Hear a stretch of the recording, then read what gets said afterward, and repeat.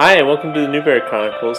This is a podcast in which two people read through every Newbery Medal winning book, and then we talk about it. I'm Michael. And I'm Rebecca. And this time we are talking about the 2023 medal winner. We're so up to date until in a month or two they announce the 2024 winner. Correct. But the 2023 Newbery Medal winner is called Freewater by Amina Luqman-Dawson. Is that how you pronounce her name? That's how I pronounce it. All right. I thought so. Anyway, before we do that, though, as has become our new habit, we're going to talk about books we've been reading recently. Rebecca, you always have a lot of books that you've been reading, so tell us about them. I just finished You Can Make This Place Beautiful, which is by Maggie Smith, not Dame Maggie Smith, but the American poet Maggie Smith. And this is a memoir really that focuses largely on life after her divorce and finding out about her husband's infidelity. And I listened to this one. This is one I wish I would have read physically because she is a poet, and so she says a lot of poetic things. She's a poet, and you know it. Right. And I would like to reread some of those things or look at passages again, as you can when you have a physical copy, and it's much more difficult when you are listening. Also, when I listen to audiobooks, I'm usually doing a lot of other things, and so that's easy for like a story, but when it's something that's more artfully done, you miss out on things when you listen to that. Regardless, I'm still grateful to be listening to them because I probably wouldn't be reading them otherwise. So that memoir was really good. It's very well written. I have trouble though when I'm reading like memoirs or stories, people's stories when their exes or their partners or their kids or whoever are still alive, because I just wonder, I don't know what how much they're lying. No, that's not what I mean. I wonder what it's like for those people to have these words exist. You know what I mean? Like, I think her story's important and it's worth knowing, but I always wonder, I don't know, other people didn't consent to those stories being told in that way when you're, like, a famous author. I think about this with, like, musicians all the time. Like, they're creating art out of their lives, and write what you make beautiful things that way, but I do think people get hurt along the way, and so anyway, just what you're saying is Maggie Smith is the new Taylor Swift. Well, I was thinking of Taylor when I said musicians, but they need to make great art, and I think that she did that, and I think that she tells her story in a way that's very accessible for other people that have gone through like a divorce or any kind of separation, whether there's infidelity or not. She very beautifully describes like the push and pull of, I wish this wouldn't have happened, and I am grateful for my children. And it's not a either or, it's not a but, it's not a, well, I wish I wouldn't have got divorced, but I have my children. It's acknowledging the pain and that joy and that love right there side by side, and you are constantly like pulled between those two. So I think that book was really great. I don't mean to be negative about it. I also read Beautiful Country by Chan Julie Wong, which is another memoir. This is Chan and her family immigrated from China in the 90s. And so this was her story of her family trying to figure out life in America, which was deeply sad. Also very moving the way that she told her story and her childhood. I also loved that this all happened in the 90s because there were a lot of like cultural references that I got. I was telling Michael, there was like a TV show that she mentioned, Puzzle Place, which is a PBS show that I watched as a kid that I didn't think anyone else remembered, but she loved it so much. And there was a Chinese character on Puzzle Place named Julie, and that's where she chose that American name for herself because she identified with her. So there was just a lot of nostalgia in that for me. Also, I just think it's really powerful when you can tell your own story about your childhood and about immigration and about life in America. And we've been working with some immigrants like this whole year pretty closely in our home, and so it's just nice to hear her perspective of like bringing things to light about things that we've kind of been watching happen in real time, but obviously very different circumstances. I read 2 Louise Penny books. I'm reading through her Inspector Gamache series. I read A Fatal Grace and The Cruelest Month. Those books are really fun. I'm about to finish another one of hers right now. They're all murder mysteries. They're pretty easy to read and go through, and they're also really great audiobooks because the guy that reads them is really good. I really like his voice. What's his name? I can't remember. I need to figure it out. But I got really upset at the beginning of this book because the guy that introduced it was not the same voice, and I was about to get really upset, but then he came through. I was there for that tense 30 seconds. You were there. I read, so last episode I talked about reading Midnight in the Garden of Good and Evil by John Berendt, which I loved. I read his other book, The City of Falling Angels, which is about Venice, and that book was very good. It does not compare, honestly, to Midnight in the Garden of Good and Evil, just because, obviously, the setting is different. You can't count on a murder happening in every place he goes. Wouldn't that be uncomfortable if everywhere he went there was a murder he ended up covering in real time? Inspector Gamache in Louise Penny's books, but this story was more meandering in a way that didn't really come together in the end. But it was still, I really enjoyed learning about Venice and the history, the research really that he goes through and lives there, and he's writing about characters that he's interviewed in person, which I think is really cool. We read The Mouse and the Motorcycle. Well, we listened to it with our son Jarvis by Beverly Cleary, and that's one Cleary book that I had never read before, and we really enjoyed that. And Jarvis enjoyed Ralph, so we'll be reading some more Ralph in our Jarvis future. Being our son. Yes. To anyone who's listening who doesn't know us personally, which I think is nobody, but right.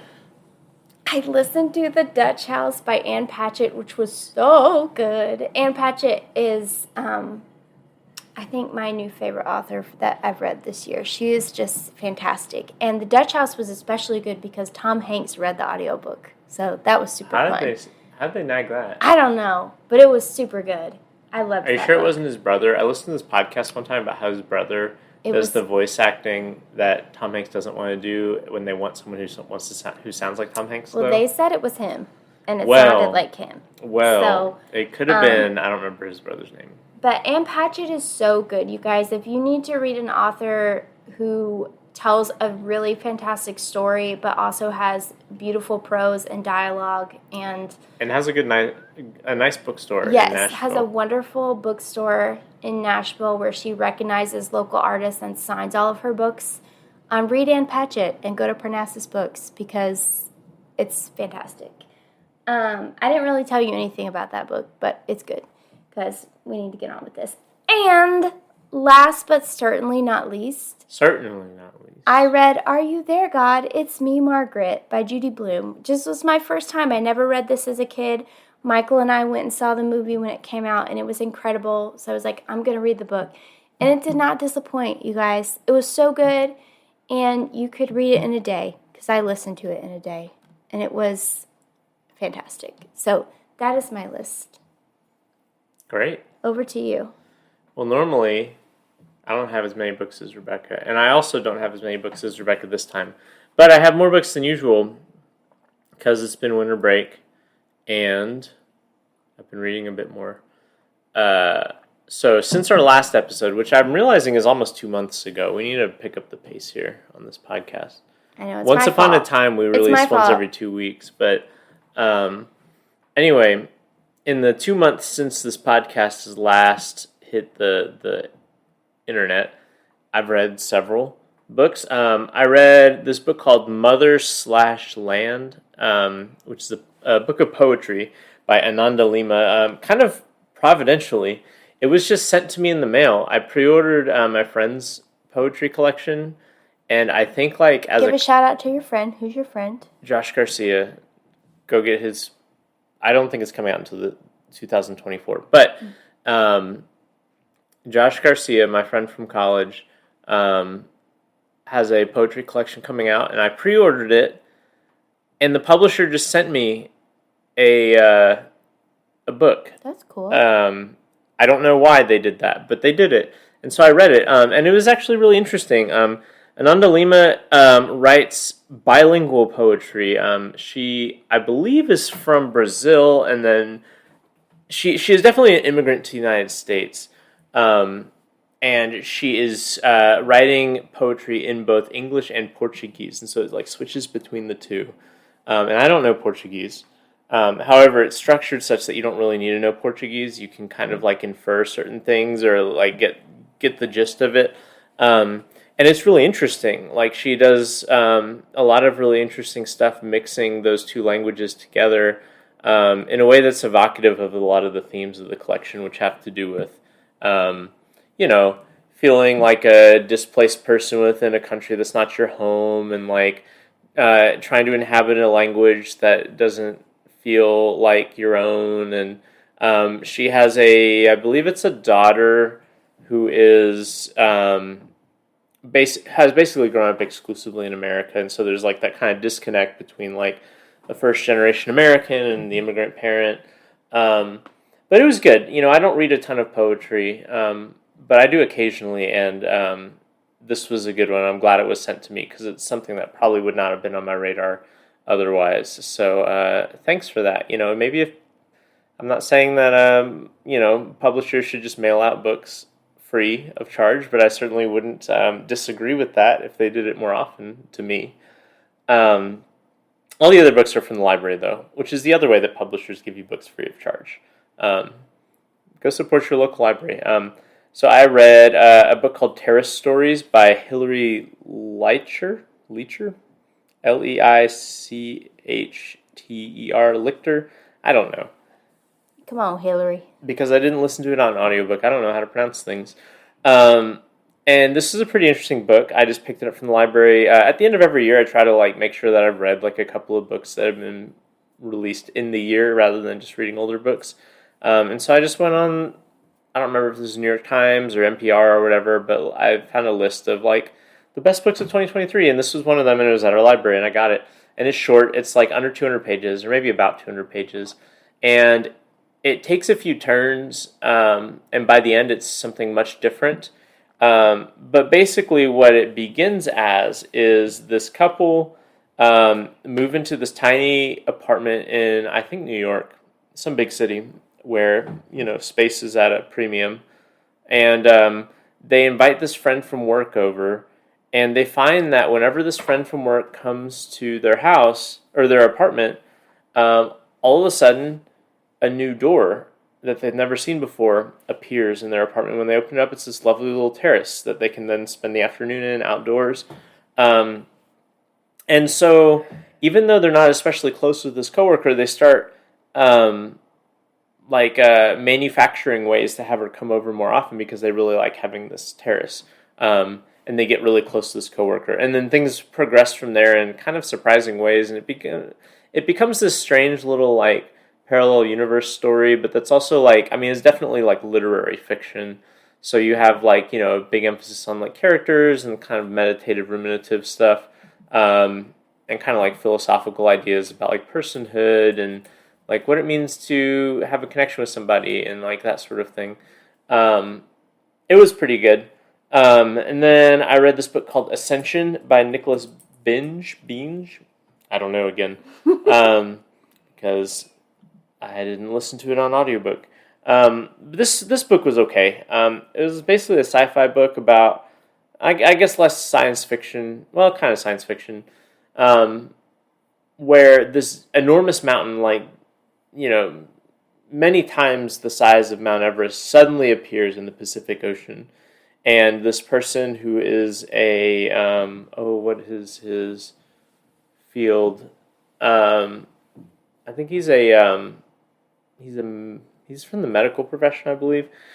He goes on this expedition to try to figure out what this mountain is, and it ends up being this like kind of metaphysical exploration of the existence of God and like faith and dealing with past traumas and things like that. It really reminded me of, I've not read the book, but I saw the movie of oh shoot, Um, what was it called? I have the book on Annihilation. The book Annihilation, which I've not read, but I saw the movie. And it reminded me heavily of the movie of Annihilation in the sense of, they go deeper and deeper into this expedition, and stranger things keep happening, and they make contact with unknown alien things, and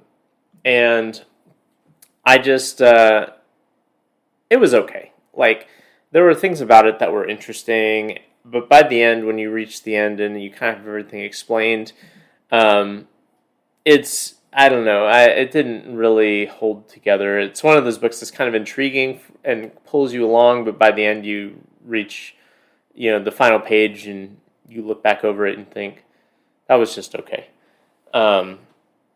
Anyway, that was the last book I finished, and currently I'm almost done with this book, which I think is, of the ones that I've mentioned, my favorite. It's called Looking Glass Sound by Catriona Ward. And this is a really interesting book. It's like a thriller. It doesn't initially appear to be a thriller. It appears to be like a coming-of-age story, where this kid named Wilder, who's been like picked on or whatever, his uncle dies, and his uncle had a house on, it feels like some Maine fishing village or something like that. It's like an East Coast fishing village. That's also kind of like a summer touristy place.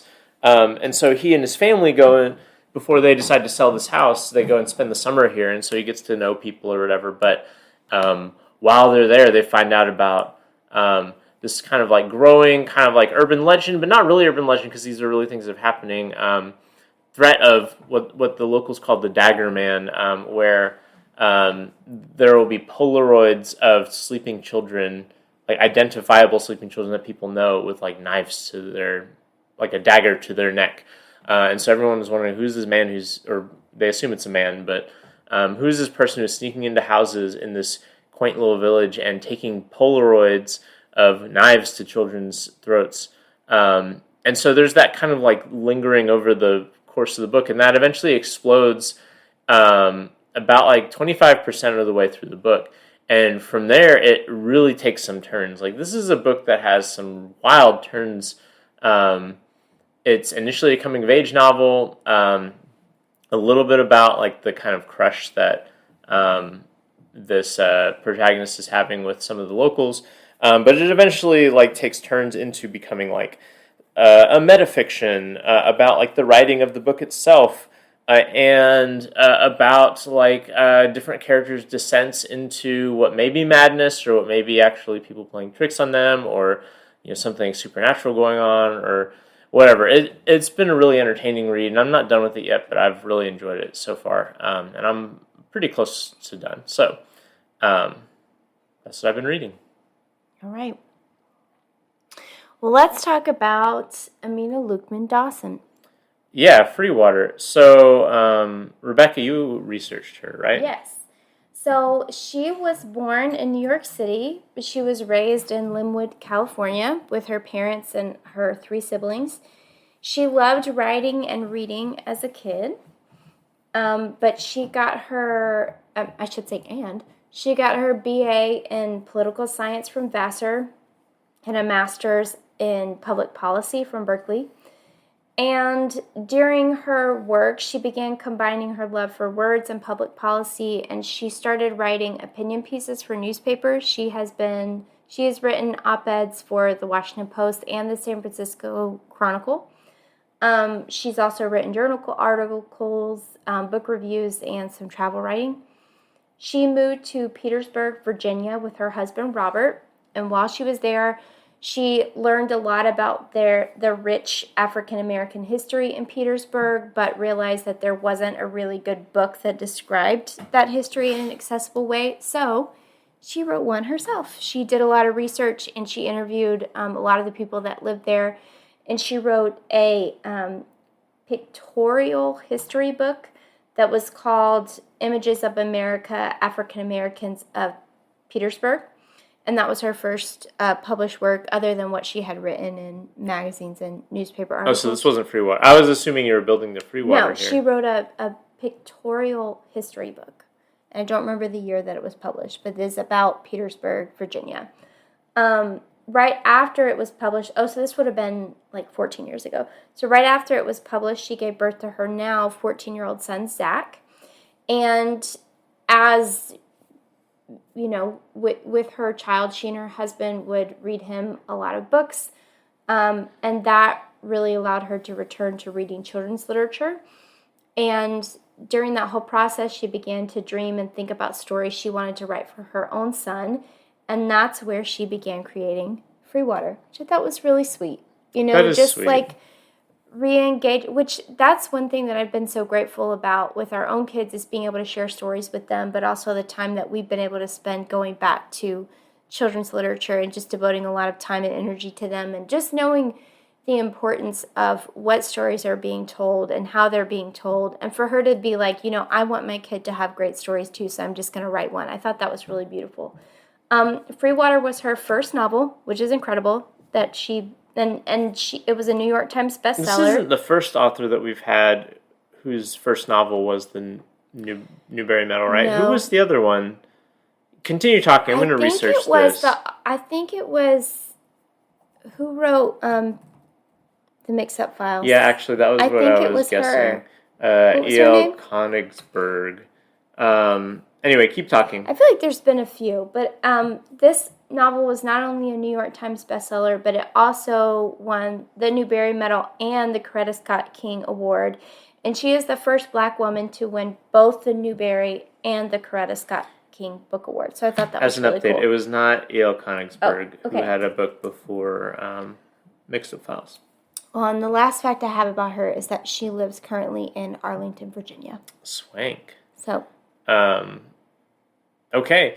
Well, so it's my turn to tell everybody what... Oh, also, go ahead. If you need to know, she likes vanilla ice cream with caramel topping. Interesting. That was on her author page. That wouldn't have been what I chose for ice cream, but I guess I'm not a Newbery Medal winning author. You know, she's a simple woman. I wonder woman. if she is like my mom and has brand preferences. Probably. Is it Bluebell homemade vanilla with caramel topping? I don't know. What do people eat in Arlington, Virginia? Expensive ice cream. Maybe she goes to Well, that place in Georgetown that we go to. Yeah, I don't remember the name of it.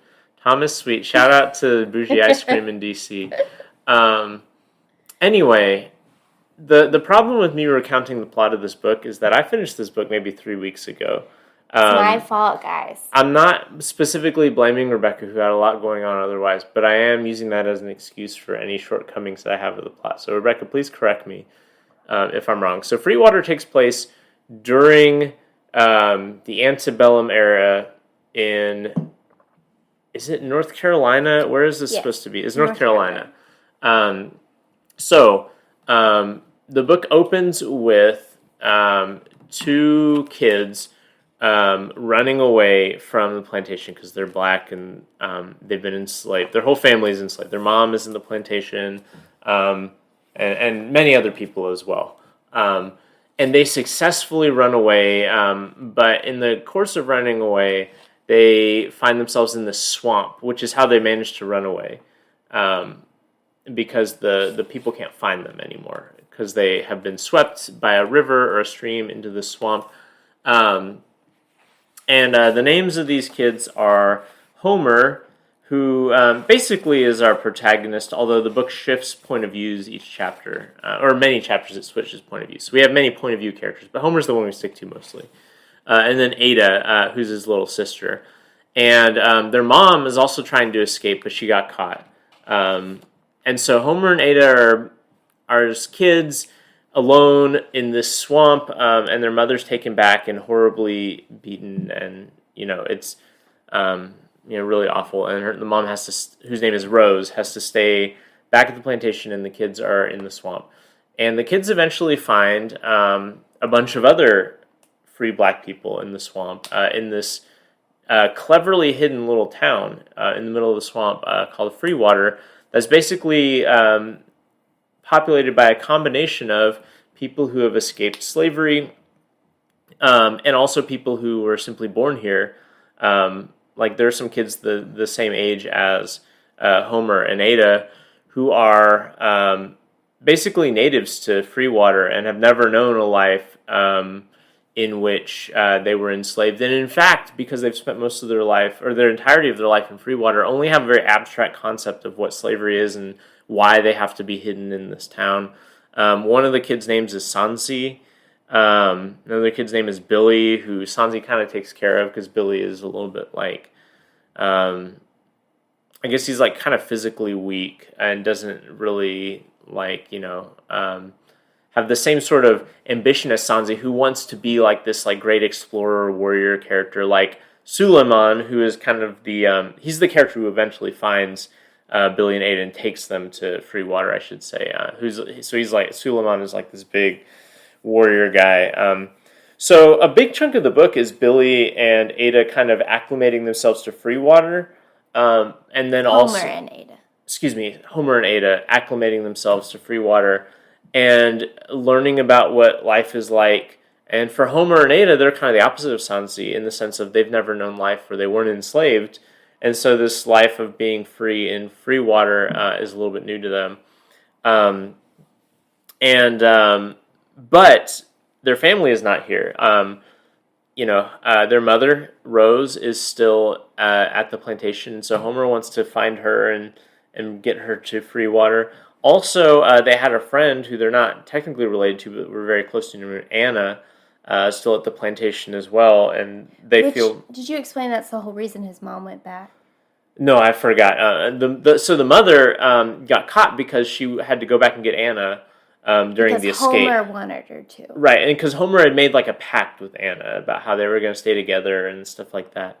And so Anna and Rose are still at the plantation, and then Homer and Ada are at Freewater. Sansi is this kind of like, getting a little cabin fever, never been outside of Freewater, kind of wants to, have an adventure. And so... and she's fascinated by... You said his name's Suleiman. That's not how I read his name, but I don't... but how did you pronounce his name? I thought it was like Solomon, but with a U. It's Suleman. Yeah. Regardless, she is fascinated by him because he will...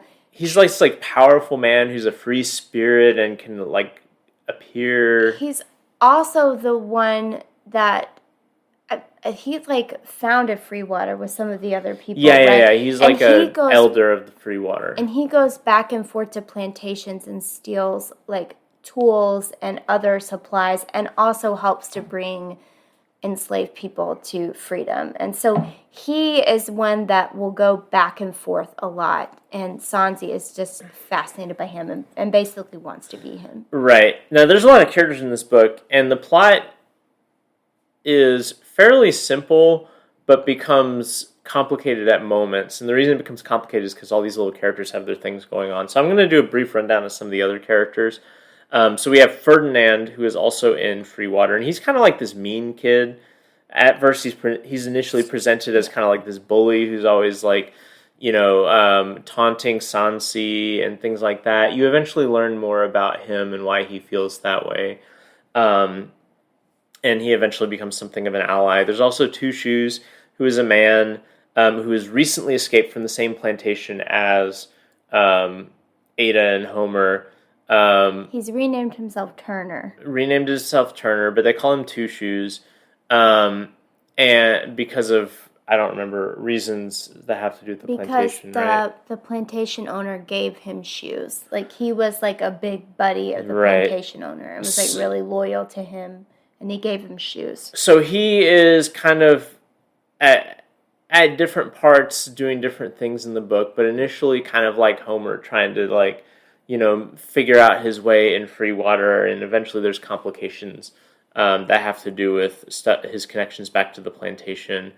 I've already mentioned Sansi and Billy and Suleiman, but also parallel to them, and all the people who are in Freewater, is we occasionally flip back to the plantation, and we have Anna, I've already mentioned, and Rose. We don't actually see too much of Rose, who is like basically after she's beaten, seems like nearly to death, but not quite to death. She's like bedridden for a bunch of the book, and Anna has to take care of her. And Anna is like really upset that she didn't get to leave. As is understandably, she's still enslaved, and so she begins plotting ways that she can escape, and she's hatching this big plan that's going to allow everybody to escape, by basically poisoning the plantation. And so she's like gathering the supplies that she needs to do that. At the same time, you have Nora, who's a white kid. Plantation owner's daughter. The plantation owner's daughter, who is fairly close to the enslaved folks they have on the plantation, and is kind of awakening to the fact of like, wow, this is a really kind of awful thing that we've done to these people.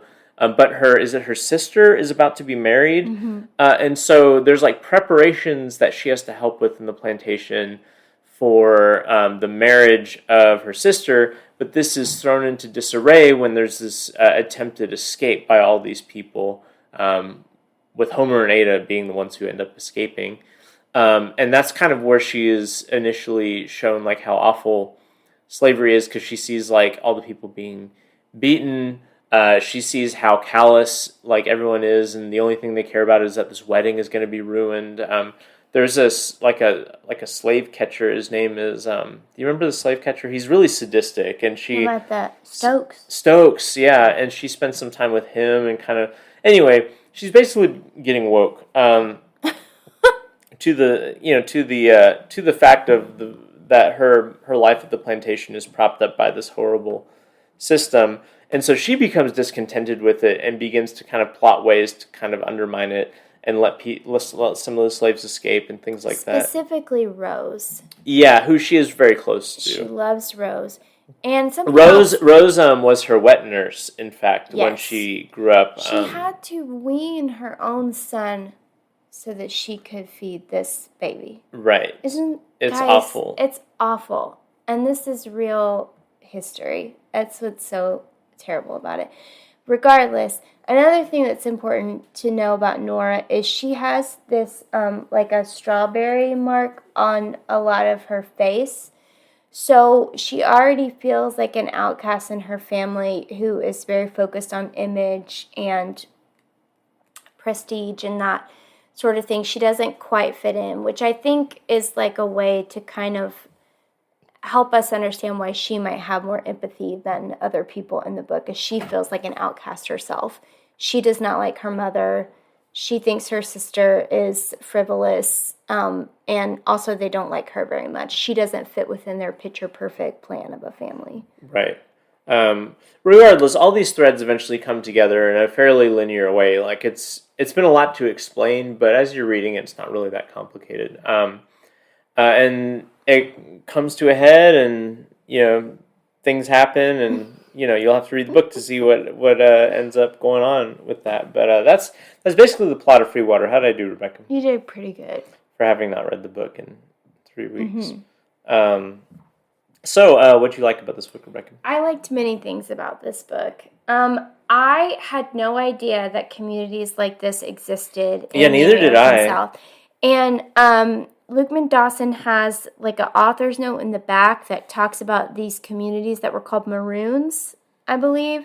And this book she says this story is entirely from my imagination, but it's based on things that she's learned from communities that existed specifically in the Great Dismal Swamp, which this book could have existed in Virginia, I guess, because the swamp, it stretches from Virginia to North Carolina. Yeah, it's like in that region. It's like southeast, right? Yeah. Is that so basically, these swamps were uninhabitable to your average person. People didn't want to venture into the swamps, but enslaved people would escape there and live off the land and form communities that were completely free, and that white people didn't want to venture into. And she talks about how indigenous people, like American indigenous people, first would live in these swamps, and so some of the enslaved people would find their tools and live off the land like they did. And so I, number one, appreciated learning that places like this existed, And it was so nice to read a story about Black people escaping slavery that is not entirely centered around Black trauma, and looking at a community of people that didn't just escape to the racist North where they were going to be oppressed in other ways and silenced in other ways. And all of that is important. Please don't hear me, diminish the incredible Rebecca stories hates of people. the Underground Railroad. No, please don't hear me say that. But I'm just saying, to read a story about a community of people that said, no, we're going to create something right here that is just for enslaved souls and their children who we are going to be free, to try to create a world that is so close to the one that they're in but entirely separated from that, I thought was very moving. And I think it's really important for these stories of resistance to be told, like I said, where the story doesn't center entirely on Black trauma. And much of it does not take place on the plantation, which is what I was kind of preparing myself for. I was like, okay, here we go. But, I really enjoyed all of the scenes that were in Freewater because it's such a different world. And I thought it was really beautiful what they've done there. I love that when the people come to Freewater, they rename themselves. I just think it's really important that people, who especially been through extreme trauma can take control of their own narratives and identities, and I thought that was really neat. Sanzi and her sister, what was her name? Judah? What was her sister's name? Juna. You're asking the wrong person. Juna, her older sister Juna. Their mom has renamed herself Mrs. That's her first name, which she's giving herself the respect and the honor that she was never given. And I thought that was neat. I thought that was funny because I have a joke with my students. If they ask me my first name, I say it's Mr. Oh, okay. I see. But yeah, so me and this brave woman who fled slavery are exactly the same. I also really loved that there is no corporal punishment in this book except on the plantation at the hands of the plantation owners.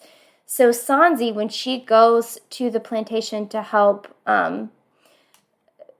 get supplies and rescue the people, she is shocked when she sees physical violence. And I think Luqman-Dawson has created a world in which parents intentionally distance themselves from the acts of their oppressors in the way that they raise their children. And I thought that was really powerful. I kept bracing myself for a child to receive some type of physical discipline, which historically is all over children's literature, and it's not here. I think, number one, this book is published in 2022, which,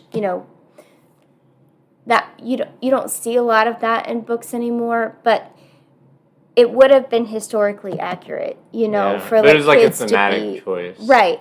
I think it was a thematic choice, and I also think it's incredible. These are parents that are no, we are going to create a world for our kids in which physical violence doesn't exist.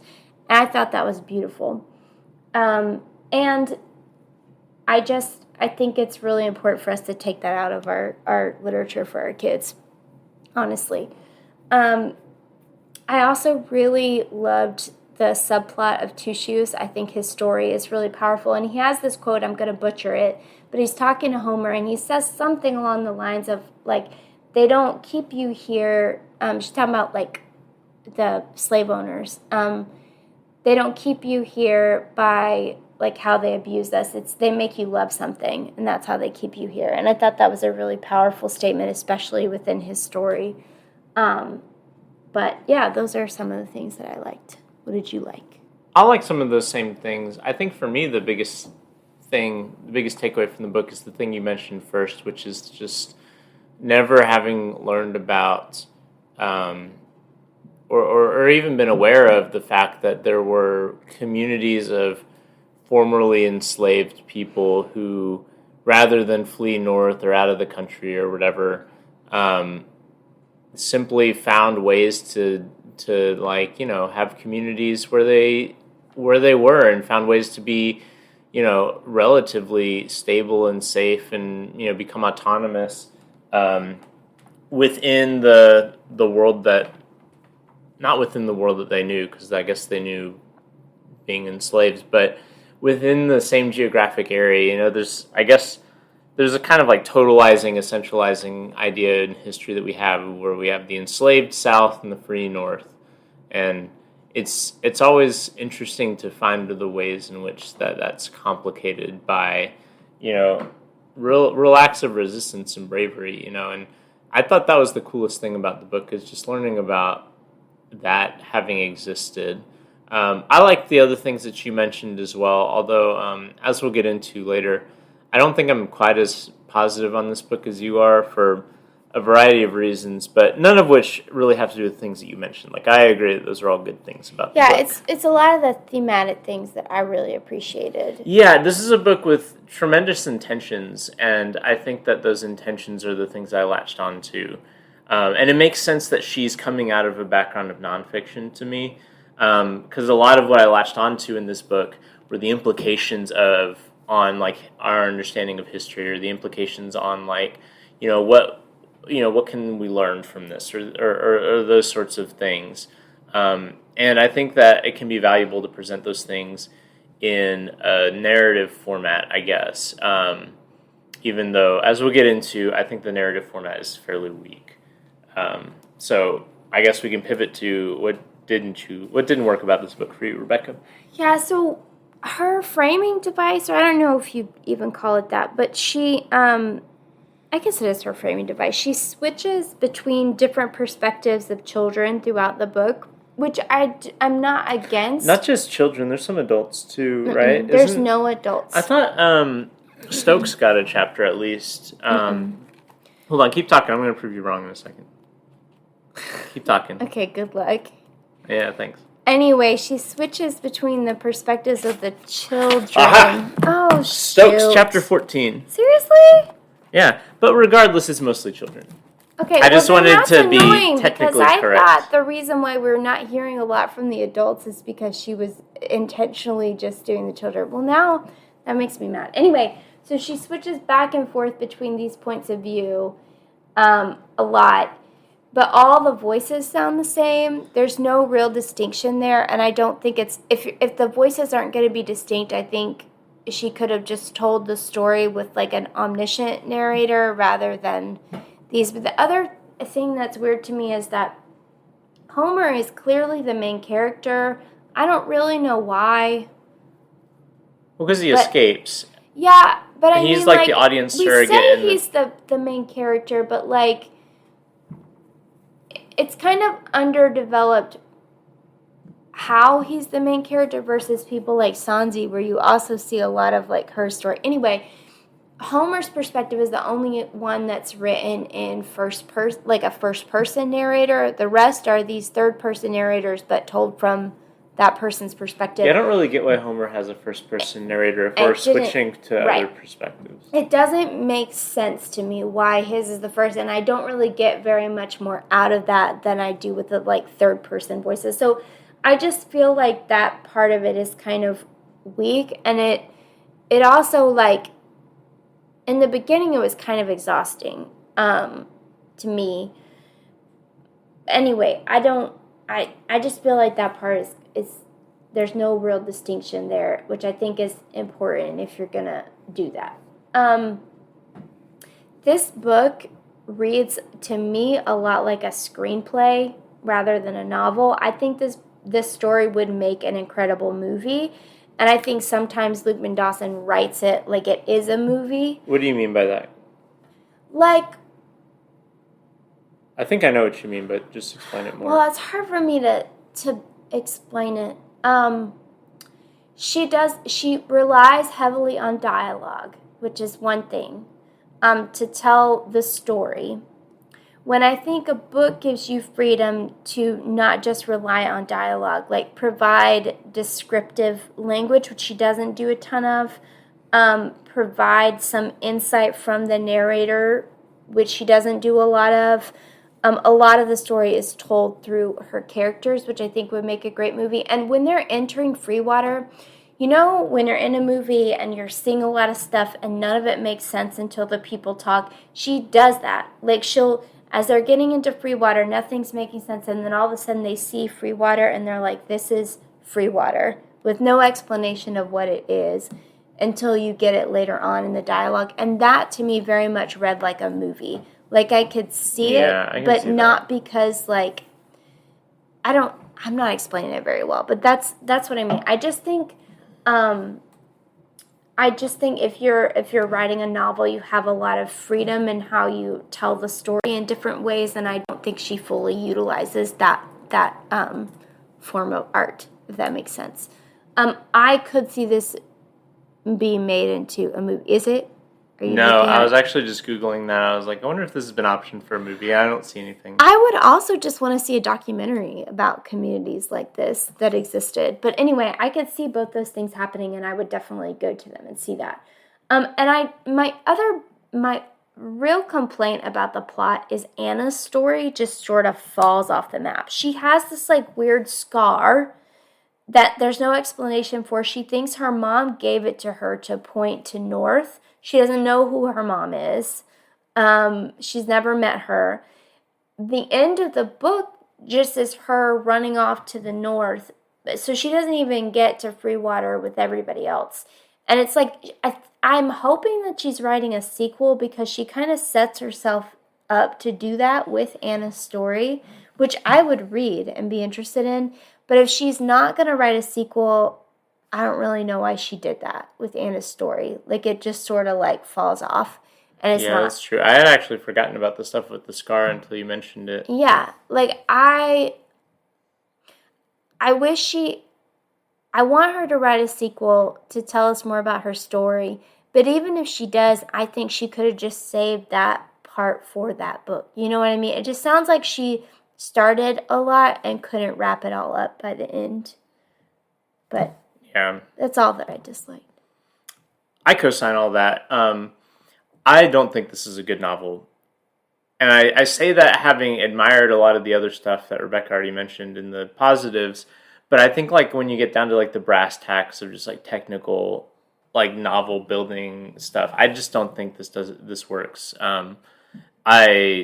All the stuff you mentioned about the point of view is completely accurate. Like, we have all these different points of view, but it's unclear why we have these different points of view when they all sound the same and when they all sound boring. Like, the prose is very flat. It is incredibly reliant on dialogue that doesn't just like act like a movie, but like acts like exposition.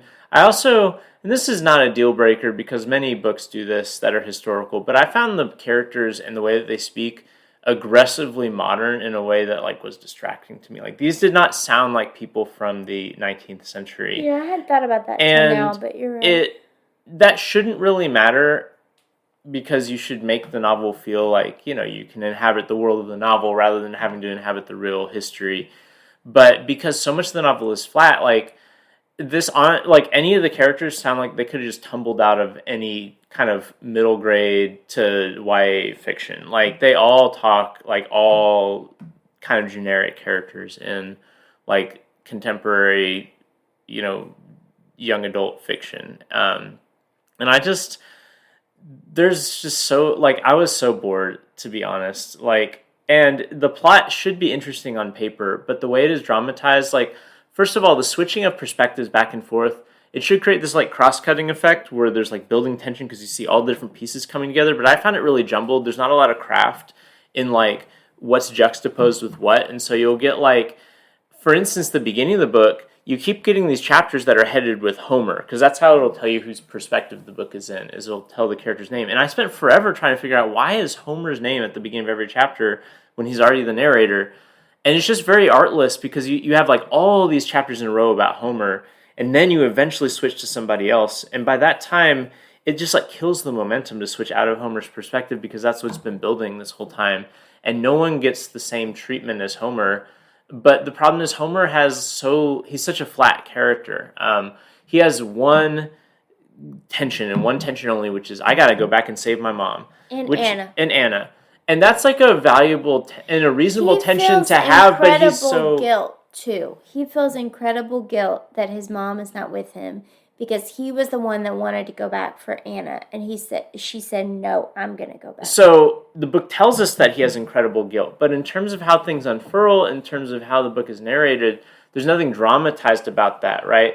Like, he could feel the same. He could, if he were a person who said, I want to go back and save my mama because I want to be a hero, versus I want to go back and save my mom and Anna because I feel guilt, the book would have existed in the exact same way. There's nothing about the book that is specific to his guilt or dramatizes anything to do with his guilt.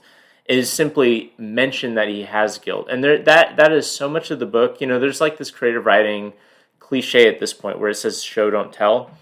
And the idea behind that is that you shouldn't have to tell the audience everything that they're supposed to be thinking about. You should be able to show that through characters' actions or characters' descriptions or things like that. And this book simply does not show anything. It tells everything. Like if a character is feeling something, you get it in one of two ways. The character either says it out loud to another character, or the character thinks it, and the book tells you that the character thinks it. Like for instance, with Homer's guilt, we hear, because he says it to Ada, and he also thinks it quite a bit about his guilt and that he wants to go back and save his mom. But there's nothing in the way that the character acts that is like dealing with the complexity of what those feelings must have been. I disagree with that, but continue. I don't know. I just feel like there's so much conflict in this book. Like this book has so much like interesting conflict, but the practice of actually playing out that conflict is so flat to me.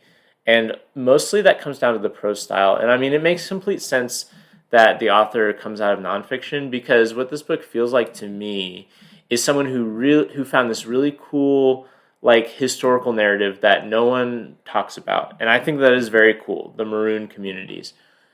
And she wanted to tell it, and she thought, what is the best way to tell that story so that people will pay attention to it? It is through a novel rather than through a nonfiction book. And especially for kids. However, and she's right. She is right that more people will pay attention to it, but I don't think, based on this, her strengths actually lie in writing a novel. And I think she could have written a much, much, much better book that would have been just a nonfiction book about these same ideas, and it would have been a much different book. And there's not really a point in wishing that you had a different book, but like also there's not a lot of history written about these communities. Like there can't be. Yeah. It would have had to be a lot of oral. And so, I mean, that's also the other thing, too, is the most interesting part of the book for me is like, wow, I didn't know that these sorts of communities existed. But this book doesn't really inform you that much about them. It informs you about this one particular one that I guess is kind of archetypal for like all sorts of ones. But if you're looking for like, I want to learn about what Maroon communities were like in real life, this book doesn't exactly do that, because this book is so driven by, like as novels should, driven by plot and character conflict and that sort of thing. And that's great if those things are good, but I didn't think they were good. I thought they were dull and fairly straightforward in ways that I thought were flattening and uninteresting. And all I wanted to learn about was the actual history of it, which this book kind of, by not being very descriptive, by not being very ornate with how it deals with everything, you learn about what Freewater is fairly early in the book. And that's basically all you learn about the history of it, is that this sort of thing exists and here's how it exists. I don't think I agree with that. I also think you don't really like historical fiction. I've heard you say similar things about other, like I think you like nonfiction. I disagree.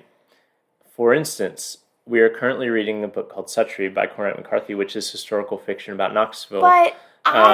But here's what I'm going to say is I don't like historical fiction when the primary mode is to teach you about history, because it feels like a frustrating way to go about it. It feels like eat a chocolate cake through a straw.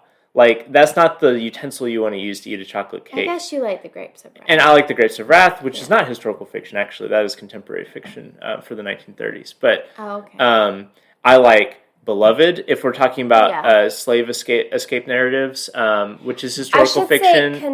Say conventional patterns that exist within mainstream a lot of mainstream fiction is not built to teach history. Yeah, I don't think mainstream fiction is built to open doors to, that's intriguing, let me go to Wikipedia or let me get a nonfiction book about that, and that's fine. But I end up always just feeling like I wish I had just jumped to Wikipedia or the nonfiction book rather than having. Tell me what let me just, I know we're getting like late in the podcast, but I'm just interested to hear. What did you like about Roll of Thunder, Hear My Cry that you think is missing from this book? 1, better prose. Okay. 2, Given, yes.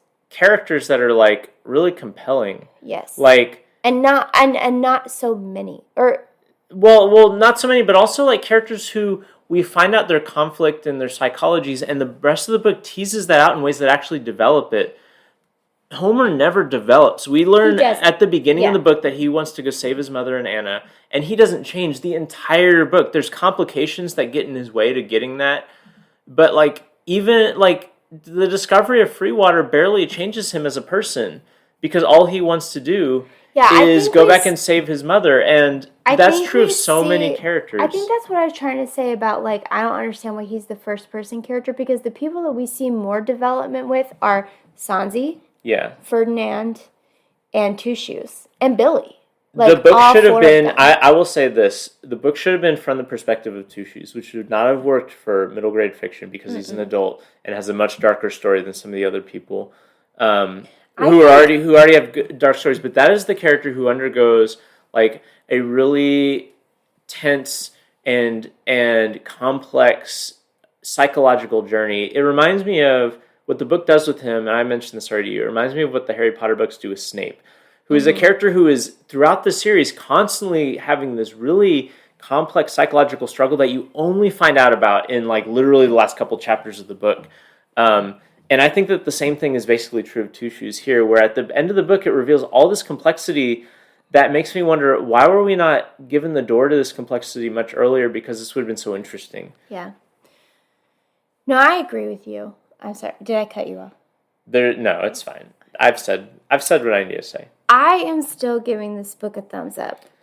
I'm going to give this book a thumbs down, not because like I thought this book was horrible, but I've reflected a lot about this, and I think there are some times when I think a book's just okay, and I default to a thumbs up because I like some sort of aspect about it. And that's true of this book. I thought it was just fine. Like, I liked elements of it. As negative as I've been in the last few minutes, like, I think it's overall fine. Like, it was not like a book that made me mad or, you know, I disliked reading it or anything like that. I just didn't think it was that interesting, but I was intrigued by the historical context of it. And the themes I think are really important, and it's really important for kids to read and know, especially for Black kids, to read stories about people escaping into a world that they create themselves that is like free from white people and free from oppression. And I thought that was really cool. Yeah, I agree. And so I think that like my impulse maybe earlier in this podcast has been to latch onto something like that and say, yeah, I'm going to give it a thumbs up. But I think overall I didn't actually like this book. And so I'm going to give it a thumbs down, even though there's those things that I enjoyed about it. I think I actually liked it. I think I've read more of the like conventionally historical fiction and liked it. While that's not like my go-to, I think I tend to enjoy it more than you. And so that's probably true. And again, like, I'm not saying that, you know, there's something bad or harmful about like the ideas in this book. The ideas I like, I just wish it had been developed. You should read it.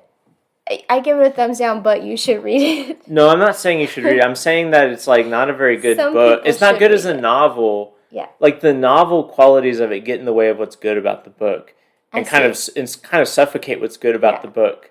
And so I don't want to oversell what I think is good about the book, but I don't want to deny that it's there either. And we can do our own research too, but I am curious if anybody's out there listening and has like read more research about these maroon communities and swamps or other, I don't know if they existed in other contexts. Yeah, they did actually. The one and only time that I had heard of this, did you hear about this? This was actually before I read the book. I listened to this podcast about, they called it a maroon community. It was off the coast of Maine. Oh, okay. But it was not escaped. It was not escaped slaves in the sense of what it was here. It was freedmen basically being given land that they thought was you couldn't grow things on it. Mm-hmm. It was like an island off the coast of Maine that was basically a rock. Mm-hmm. And they built a community there, and they called it a maroon community because they would harbor people who were maybe like not so legally designated as Okay. free. But I didn't know that this was a thing that happened within the South. I didn't know that this was a thing that even happened beyond what that one podcast I listened to about the I don't even remember the name of that community. Right. So if you have resources for us that you can point us to, please let us know because we're interested in knowing more. There was something else I was going to say. I lost it. But anyway, Okay. let us know. Well, anyway, A House Divided tonight. We didn't talk about what we want to do next before this podcast, which we usually do. Didn't. I think we should do Dr. Dolittle. The Voyages of Dr. Dolittle. Yeah, because we're back to the 1920s, guys. We are wrapping back around to the roaring 20s, roaring with books that don't look very appealing to me. Although I have read The Voyages of Dr. Dolittle when I was a child, and I remember enjoying it. And I have not.